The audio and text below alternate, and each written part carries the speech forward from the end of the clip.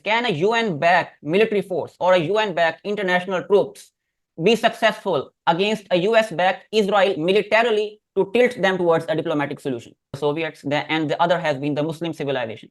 Only two civilizations that have actually challenged the American empire. So they know about this. The Americans know that Jerusalem, I listened to your last interview and you said the 4 points are very important: borders, settlements, refugees, and Jerusalem. The thing with China is very confident of its economic power for obvious reasons. So it wants to avoid conflict, military conflict, at all costs. It cannot be doubted that Jerusalem is a critical issue. No question in my mind about it. Yep. However, I do think there is a question of why Jerusalem is so important in these negotiations. Spiraling up escalation. Yep. There is a real possibility that nuclear weapons will come to be used.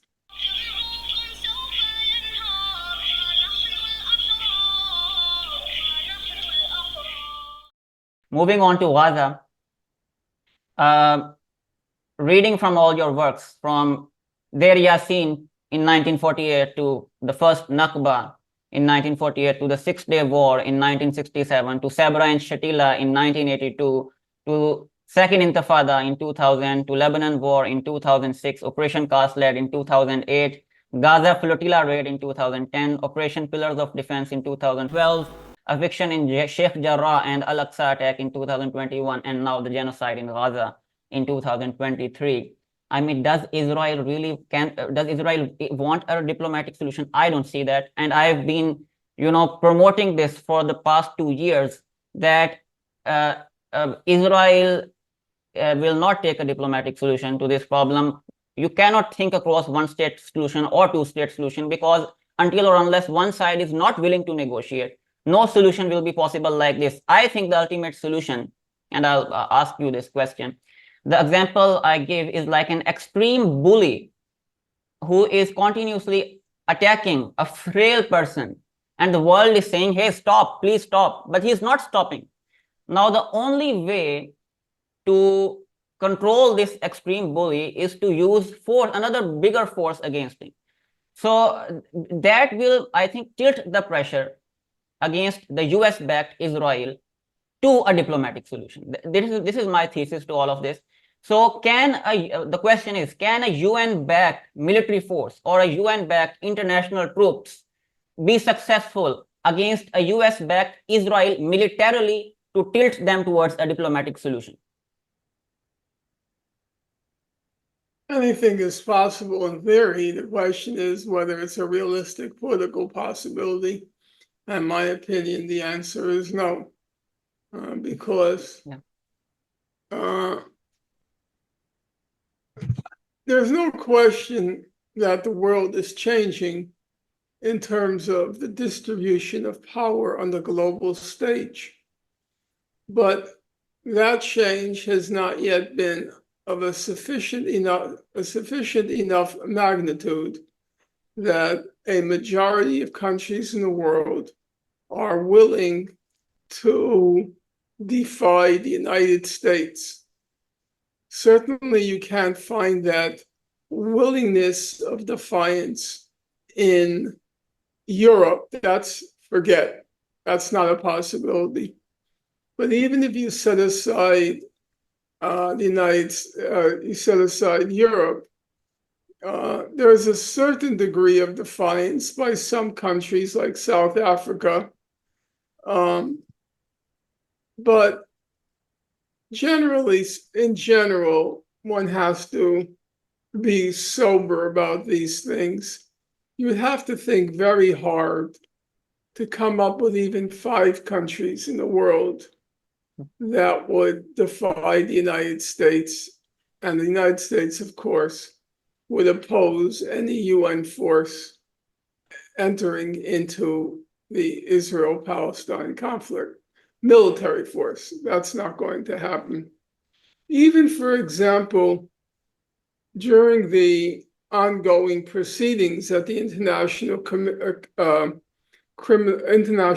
of Justice, the ongoing proceedings on the genocide case, after South Africa filed its application, Nicaragua filed an Germany, application against Germany. Well, there was something very obvious there that must have occurred to everybody who watched this. Why Germany and not the United States? yeah, You know, Germany's playing a horrible role. yep, Nothing compared to the US. But Nicaragua recognized you can't do that. You can't do it. So there are very, very real limits. What South Africa did was really audacious, I have to say. But I don't think you're going to find, if you take the BRICS, Brazil actually sided with Israel a lot during the last 8 months. If you read the statements, Lula has not been good. I mean, he's made some statements which were good. He did say it was a genocide, yes. But they've also taken stances which have been very bad during the last, since October 7th. So that's Brazil. Russia, well, Russia is willing to defy the United States when it comes to Russian interests. When it comes to Palestinian interests, very unlikely. So that brings us Britain, Russia, India. Forget India. India is a mirror image of Israel on the South Asian subcontinent. Kashmir. So, yeah. So India's out. China. China. China's not bad. But you see, I read every statement by China. They're always reasonable. They're always fair. The Chinese, they are on international affairs. I'm not talking about their own country. In international affairs, they're always principled and reasonable. The thing with China is very confident of its economic power for obvious reasons. So it wants to avoid conflict, military conflict, at all cost, because it knows that in the normal day-to-day routines of life, where it's simply one economic engine versus the other economic engine, they know they'll win. Yeah, they're confident.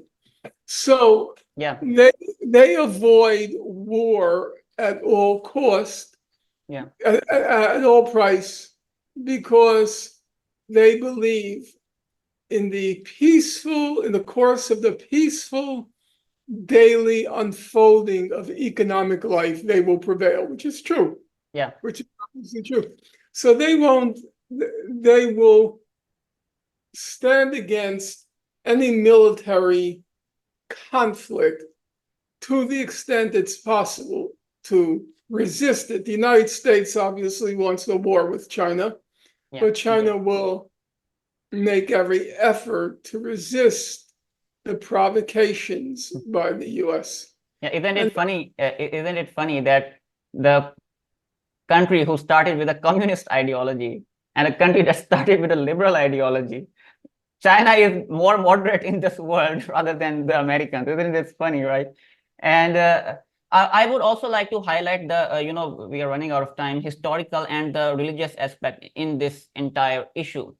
There have been only two civilizations in the past who have, and you know about this, who have actually challenged the Americans. Because if you trace back their ancestry, it goes to the Roman Empire, the Americans, the US government. So they, try to preserve that.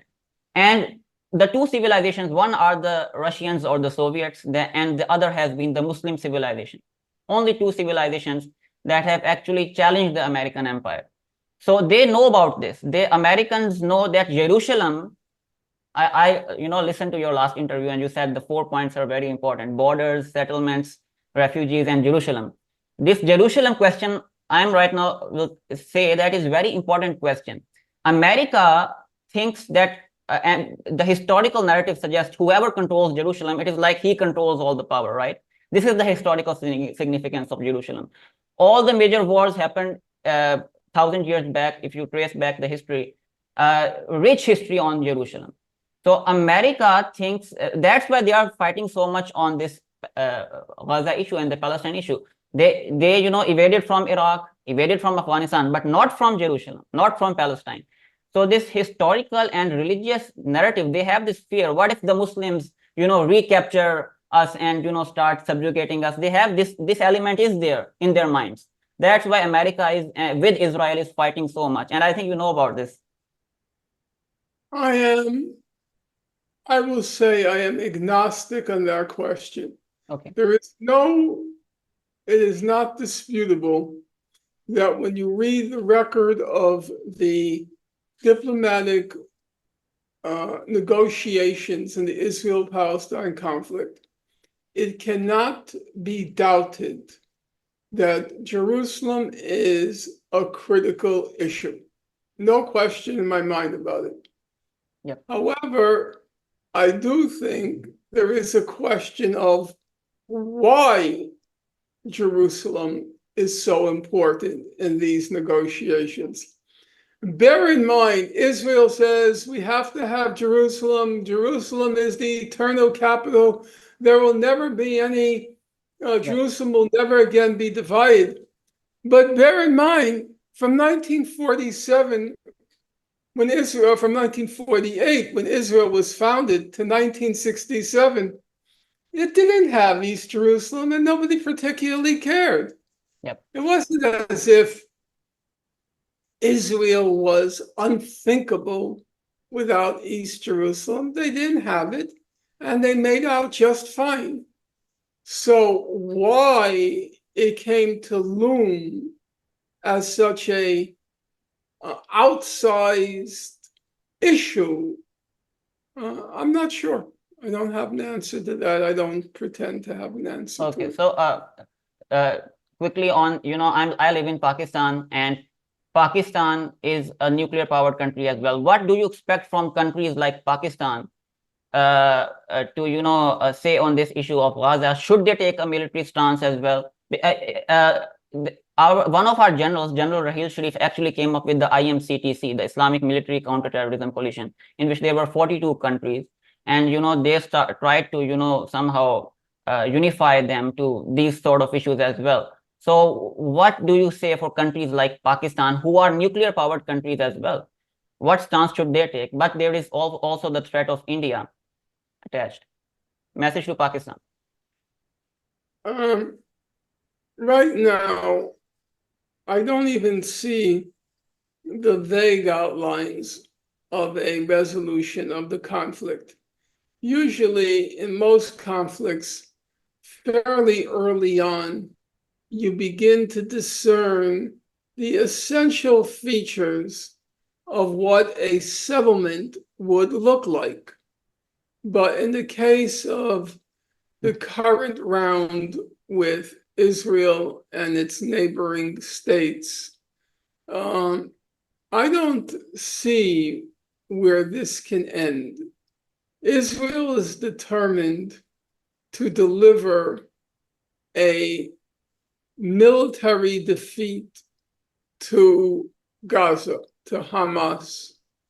That's one of its goals. Its basic goal is to simply make Gaza unlivable, which it's succeeded, in my opinion, in doing. There is no Gaza anymore. There's 40 million tons of rubble. The estimates will be that it'll take 10 to 15 years just to remove the rubble. The rubble is filled with unexploded ordnance. It's filled with toxic chemicals. About 2/3 of the housing in Gaza is gone. All the universities of Gaza are gone. The possibility of rebuilding, I think, is pretty remote.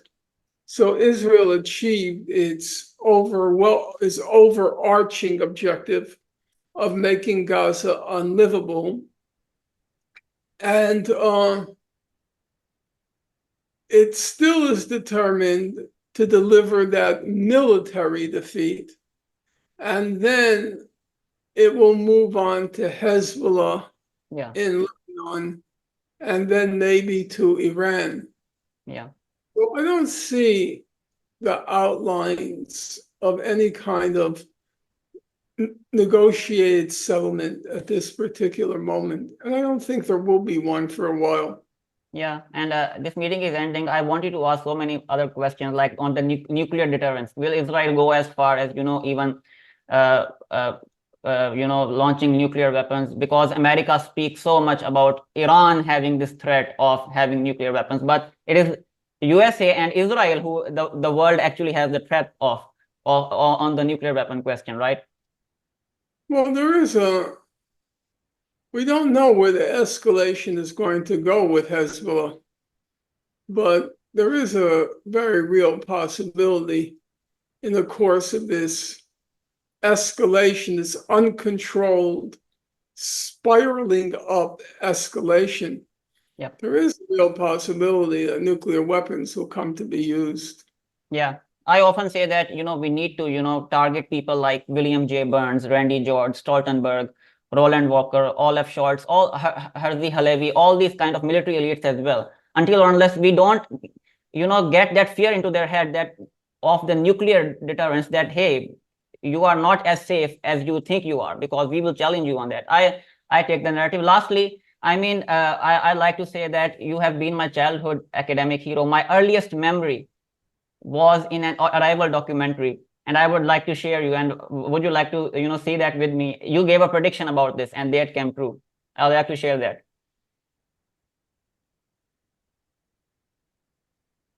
Can you see it? Okay. Yeah, this is my earliest memory of you when I was 15 years old.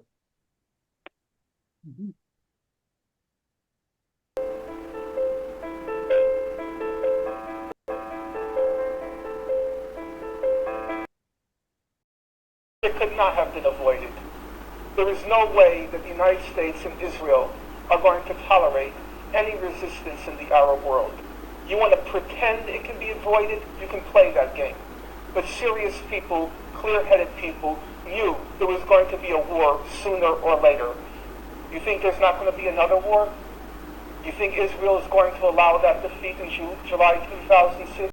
No, there will be another war, and the destruction will probably be 10 times worse, because Israel is determined with the United States to put the Arabs in their place and to keep them in their place.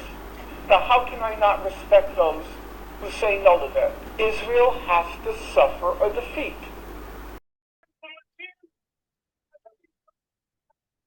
I mean, it is unbelievable. Yeah, it has been extremely an honor for me talking to this academic hero, Professor Norman Gary Finkelstein. And I was, in the end, was about to say that, isn't it amazing that all the players are still alive? Professor Norman Finkelstein, Hassan Nasrullah, Ayatollah Khomeini, even on the side of the enemies, right? Netanyahu, all these players are still alive. Indeed, we are living in interesting times.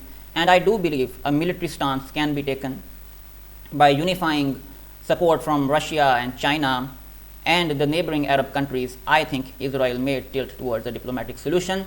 The world has to remain strong and steadfast. Injustice at one place is threat to justice every place. Yeah, another thing I wanted to tell was that I'm actually writing a paper on Professor Norman Finkelstein's academic struggle for truth and justice for the cause of Palestine, a case for Nobel Peace Prize. Do check out all of his books, especially Gaza and Inquest into Its Martyrdom. This time we went too far. Image and reality of the Israel-Palestine conflict. Method and madness, the hidden story of Israel's assaults on Gaza. I'll burn that bridge when I get to it. Heretical thoughts on identity politics, cancel culture, and academic freedom, and beyond Chutzpah on the misuse of anti-Semitism and the abuse of history. Check out all these books. Amazing work by Professor Norman Finkelstein, this academic hero. These are the people who are the heroes of this time. and we need to respect these people and we need to elevate these people. With that, Assalamu alaikum.